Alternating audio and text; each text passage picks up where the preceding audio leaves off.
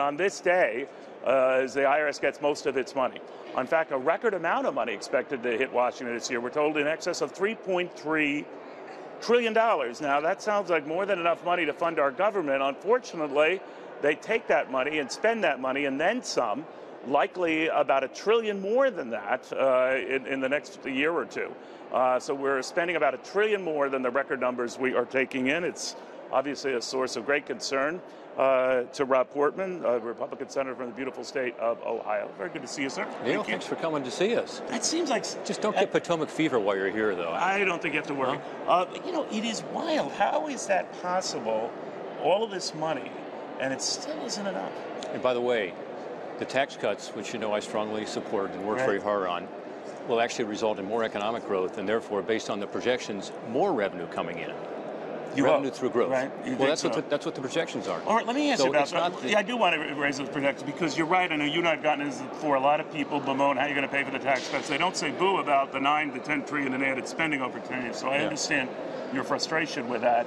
And there's no doubt that the tax cuts will ignite activity and spur more revenue, but they're still not deemed popular. I mean, even the latest Wall Street Journal survey out shows the majority of Americans still shaking their heads. Yeah. How do you get them to shake their heads this way?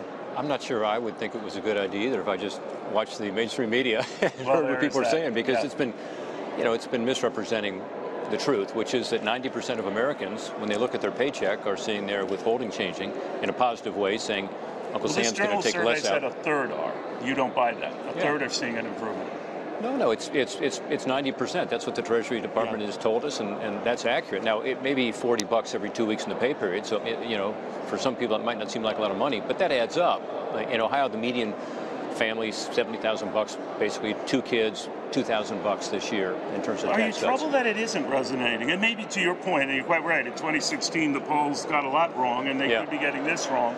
But that there is a frustration level, this great blue wave you hear a lot about. Just today, another Republican congressman saying that he wants to leave now, in the next few weeks. Congressman Dent from Pennsylvania, for maybe separate reasons here. But that makes 41 Republicans who are opting to leave, including Speaker Paul Ryan, not running for re-election.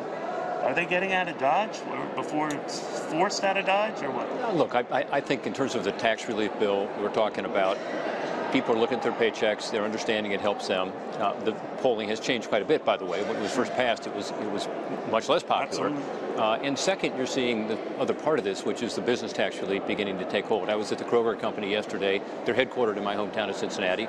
So I went to an announcement that they asked me to attend, where they announced they're doing all kinds of things to help their employees. More 401k matches, a new continuing education program that's really exciting, $3,500 in tuition for anybody for a GED or an MBA.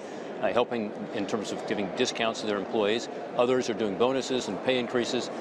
So, and healthcare, you know, improvements. So this is happening out there, and I think people ought to focus on what's actually happening in their lives. And what's the bigger problem? Paychecks. Is it marketing? You guys aren't great on marketing. You're not explaining this simply enough. Or Democrats are misrepresenting it. Well, Democrats say, Nancy Pelosi said the other day, as you know, Senator, that when Democrats come in and take the House, which she accepts that as a given, they're going to rip this thing up. Yeah, tax increases.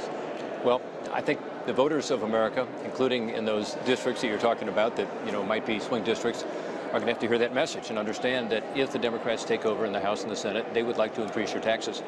And they'd like to make America less competitive, which, again, you and I have talked a lot about this for years now.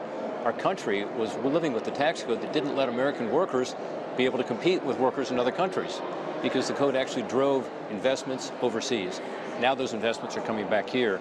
That will, over the long term, make the bigger difference in terms of helping the economy and helping workers in my state and middle-class families all over Ohio.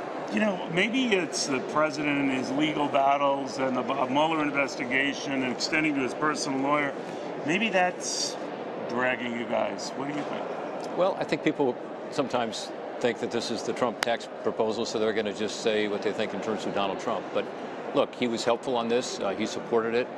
President Obama, I worked with for 8 years to try to do something like this. He wasn't willing to, you know, do the kinds of things you had to do to get it done. So kudos to President Trump for getting it done. But this has been a congressional project for years.